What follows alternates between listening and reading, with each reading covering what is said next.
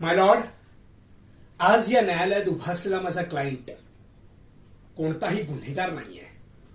तो एक सर्वसामान्य माणूस आहे, पण आज परिस्थितीने त्याला आरोपीच्या पिंजऱ्यात नेऊन उभं केलंय. माय लॉर्ड, कायद्याचा पहिला नियम काय सांगतो? संशयाचा फायदा हा आरोपीला. पण इथं काय घडतंय? संशयालाच सत्य मानलं जात आहे. या प्रकरणामध्ये आपल्याकडे कोणतेही ठोस पुरावे नाहीयेत.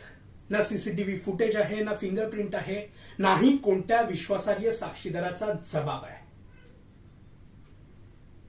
मग प्रश्न असा पडतोय माय लॉर्ड, जर माझ्या क्लायंटला गुन्हेगार म्हणून साबित करायचं असेल तर ते कुठल्या आधारावर? एका साक्षीदाराच्या जबाबावर, ज्यांनी आपलं स्टेटमेंट 3 वेळा बदललेलं आहे, ज्याची पार्श्वभूमी ही गुन्हेगारी आहे. माय लॉर्ड, खोटं कितीही मोठ्याने सांगितलं म्हणून ते सत्य होत नाही. या प्रकरणामध्ये आपण फक्त पुरावे तपासत नाही आहोत, तर एका माणसाचं आपण संपूर्ण आयुष्य तपासत आहोत. त्याचं कुटुंब, त्याची मुलं, त्याचा उद्याचा श्वास. त्या दिवशी घटनास्थळी माझा क्लायंट उपस्थित होता. हो, होता.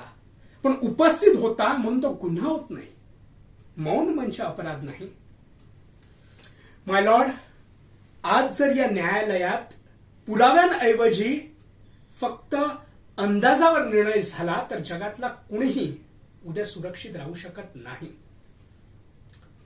माय लॉर्ड, कायदा हा सुडासाठी नाही तर न्यायासाठी असतो, आणि न्यायाला पुराव्यांची गरज असते, भावनांची नाही.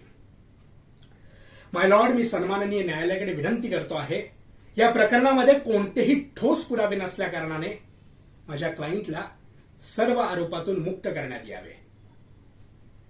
माय लॉर्ड, आज जर सत्य हरलं ना तर कायदा हा पुस्तकातच उडेल. थँक्यू माय लॉर्ड.